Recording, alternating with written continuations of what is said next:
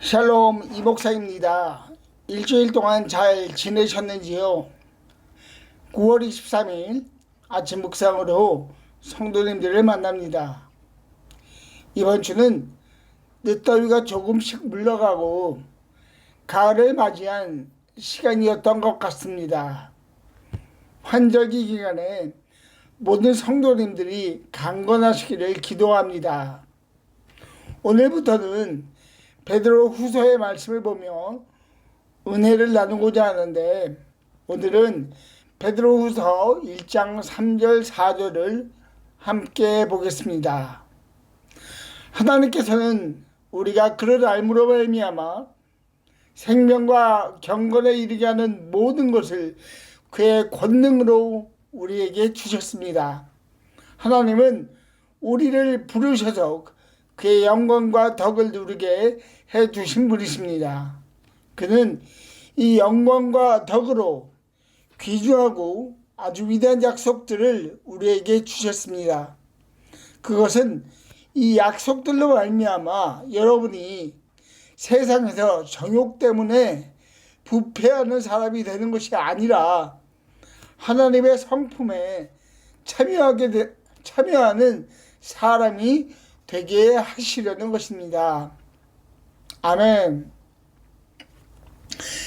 베드로는 3절에서 우리가 그를 알므로 라고 말합니다.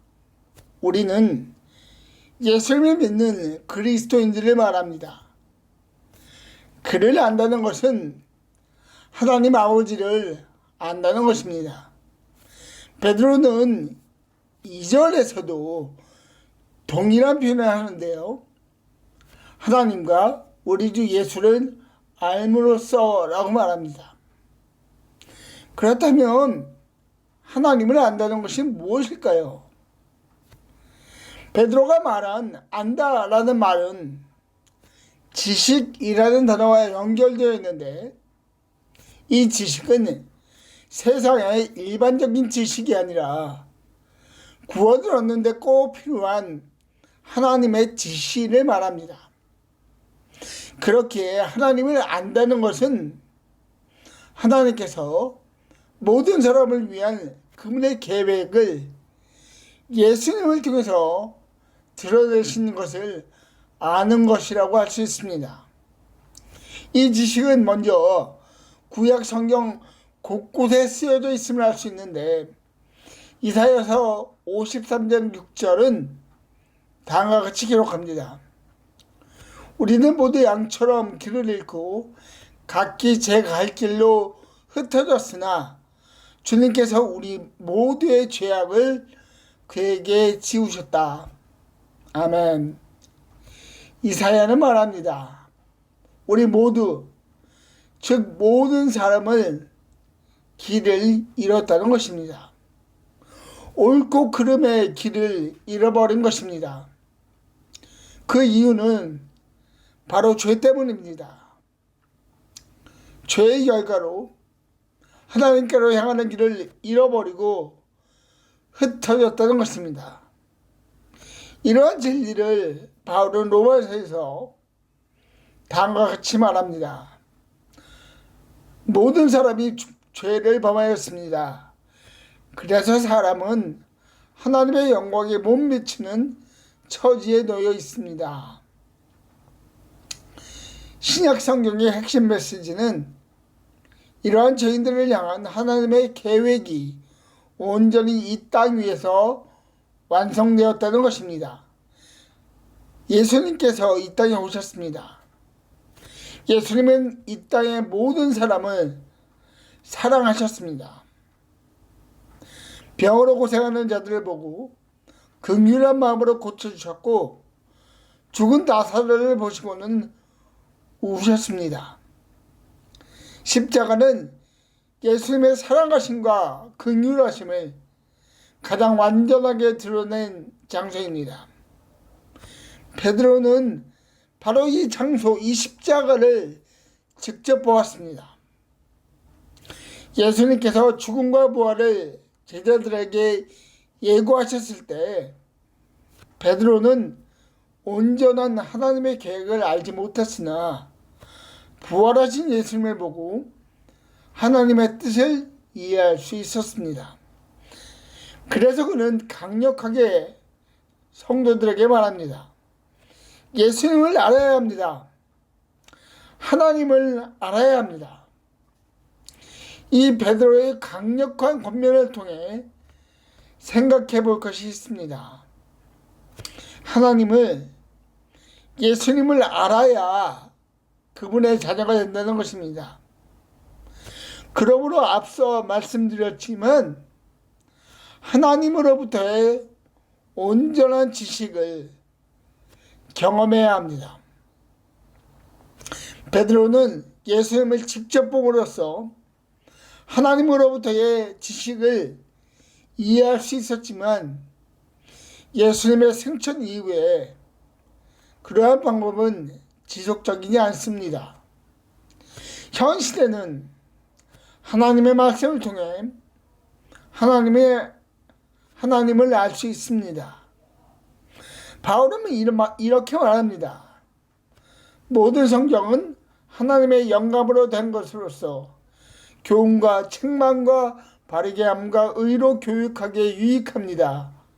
성경은 하나님의 사람을 유능하게 하고 그에게 온갖 선한 일을 할 수 있게 하는 것입니다. 이 말씀을 정리하면 성경에는 하나님을 아는 지식으로 가득 차 있다는 것입니다. 하나님이 어떠한 분이시며 불의로 인해 책망을 받을 수밖에 없는 인간의 실제를 이해할 수 있는 것이 바로 성경입니다. 그러나 하나님은 예수님을 통해서 모든 사람을 구원하시고 그 하나님의 자녀들을 유능하고 선한 일을 할 수 있게 만드신다는 것입니다. 이 있는 하나님의 말씀을 가까이 하십시오. 날마다, 시간마다 하나님의 말씀을 가까이 하십시오. 요즘에는 성경 읽어주는 유튜브도 많습니다. 이러한 도구들을 통해서 하나님의 말씀을 가까이 하는 미랄교회 성도님들이 되시기를 예수님의 이름으로 축복합니다. 베드로는 하나님을 알게 됨으로 얻게 되는 유익에 대하여 말하고 있습니다. 생명과 경건이라고 말합니다. 그가 말한 생명은 영원한 생명, 즉 부활한 자로서 예수님과 함께하는 영원한 생명을 말하고 이 영원한 생명을 소유한 자로서의 삶을 강조하고 있습니다. 경건의 삶이라는 것은 변화를 뜻합니다. 이곳에 쓰여진 경건이라는 단어는 존경하다, 경의를 표하다 라는 의미를 가지고 있습니다. 존경할 수 있고 경의를 표현할 수 있는 대상을 찾는 표현이 바로 경건입니다. 모든 사람은 항상 존경할 대상을 찾습니다. 닮고 싶은 사람이라고도 말합니다. 어떠한 위대한 일을 성취한 사람을 보면 존경을 표하기도 하지요. 이번 월요일에 영국 여왕 장례식이 있었는데요. 인간이 할 수 있는 최대의 경의를 표현한 시간이 아닌가라고 생각했습니다. 그러나 진실로 경의를 표현할 분은 바로 예수님만이 유일합니다. 예수님이 존경을 받으실 이유는 인간의 능력으로는 결코 도달할 수 없는 사랑과 희생을 보여주심으로 모든 사람을 살릴 수 있는 길을 여셨다는 데 있습니다. 그러므로 예수님을 만나면 변화합니다. 진리를 경험했기 때문입니다. 창세기 28장 16절 17절에서 야곱은 다음과 같이 고백합니다. 주님께서 분명히 이곳에 계시는데도 내가 미처 그것을 몰랐구나. 그는 두려워하면서 중얼거렸다. 이 얼마나 두려운 곳인가. 이곳은 다름 아닌 하나님의 집이다. 여기가 바로 하늘로 들어가는 문이다. 장자의 축복을 차지하기 위해서 형을 속인 야곱입니다. 이러한 모습은 오늘날도 동일합니다. 자신의 이득이 되는 일이라면 수단과 방법을 가리지 않고 그 일을 이루려고 하는 모습을 통해서 우리는 하나님을 알기 전 사람의 모습을 알 수 있습니다. 그런 야곱이 하나님을 만났습니다. 꿈을 통해 만났습니다.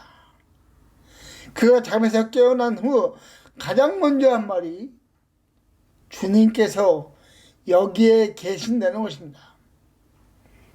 이는 변화를 의미합니다. 이전까지 야곱의 주인은 바로 그 자신이었습니다. 자신의 계획대로 모든 일을 감당했습니다. 그러나 이제 주님이라고 고백합니다. 더 이상 내 자신의 주인이 아니라 내가 존경하고 경의를 표할 분이 계시고 바로 그분을 내가 찾았다는 것입니다. 이런 야곱의 변화가 바로 하나님 자녀의 모습입니다. 변화된 것입니다. 존경과 경의를 표할 대상을 찾았다는 것입니다. 그분을 향해 마음을 쏟으십시오. 그분과 가까이 하십시오. 바울은 디모데에게 다음과 같이 말합니다. 몸의 훈련은 약간의 유익이 있으나 경건 훈련은 모든 면에 유익하니 이 세상과 장차 올 세상의 생명을 약속해 줍니다. 아멘. 경건의 훈련이 모든 면에 유익이 있다고 합니다. 모든 면이라는 것을 주목하십시오. 이는 몸이라는 부분과 대조되어 쓰여져 있는데요. 경건의 훈련이 영과 혼과 육 모두에게 유익을 준다는 것입니다. 이는 하나님을 알게 됨으로 인해 새로운 정체성을 가진 자가 되었고 하나님께서 그의 인생을 책임지시고 돌보신다는 것입니다. 그러므로 변화된 자로서 경건의 훈련에 힘쓰십시오. 기도와 말씀 그리고 그리스도의 사랑으로 인한 섬김을 삶의 가장 중요한 부분에 놓고 실천하시는 미랄교회 성도님들이 되시기를 예수님의 이름으로 축복합니다. 이러한 경건 훈련을 통해 우리는 하나님의 성품에 참여하는 사람이 된다는 것을 오늘 본문은 말합니다. 4절에는 두 부류의 사람이 나옵니다. 부패한 사람과 하나님의 성품에 참여한 사람입니다. 부패했다는 말은 내부적인 부패로부터의 멸망을 말합니다. 내부적이라는 것은 멸망의 근원이 외부적인 요인이 아니라 내부적, 즉 인간의 깨끗하지 않은 마음, 즉 죄로부터 멸망이 시작되는 것입니다. 이를 베드로는 정욕이라고 표현하고 충동과 파멸이라고 말합니다. 이러한 충동과 파멸의 결과는 바로 죽음이지요. 생명이 그친다는 것입니다. 생명이 그치기에 더 이상의 희망이 없음을 알게 됩니다. 그러나 예수님을 믿는 사람들은 이런 내부적인 멸망으로부터 벗어난 자들입니다. 탈출한 자들입니다. 예수님의 은혜입니다. 예수님은 죽음을 이기셨습니다. 십자가에서 멸망과 파괴를 묶으셨습니다. 그리고 부활하심으로 그 묶으신 것이 더 이상 왕노릇하지 않게 하셨습니다. 그럼 있는 누구든지 하나님의 자녀가 되게 하시고 그들을 하나님의 성품에 참여하는 자가 되게 하셨습니다. 하나님께서 우리를 부르신 목적은 분명합니다. 하나님의 자녀, 하나님의 성품에 참여한 자가 되게 하시려는 것입니다. 그렇다면 하나님의 성품에 참여한 자라는 것은 어떤 의미일까요? 누가복음 9장 23절은 다음과 같이 말합니다. 그리고 예수께서 모든 사람에게 말씀하셨다. 나를 따라오려는 사람은 자기를 부인하고 날마다 자기 십자가를 지고 나를 따라오느라. 아멘. 자기를 부인하고 십자가를 지라는 것입니다. 자기를 부인한다는 것은 부패한 사람의 모습에서 돌아서라는 것입니다. 희망 없는 죽음을 기다리는 어리석은 행동을 하지 말라는 것입니다. 그리고 예수님을 따르라는 것입니다. 예수님의 은혜를 기억하며 새 사람이 된 것을 기뻐하며 흔들리지 말고 담대하게 하나님의 손에 붙들려 있으라는 베드로의 당부입니다. 저희들은 시간마다 하나님의 성품에 참여한 자로서 살고 있는지 점검하고 생각해 보아야 합니다. 그리고 그러한 삶을 위해 성령의 도우심을 구해야 합니다. 하나님을 알아야 합니다. 구원의 은혜를 주신 하나님을 더욱 가까이 하기를 힘쓰십시오. 가까이 하는 훈련이 바로 경건입니다.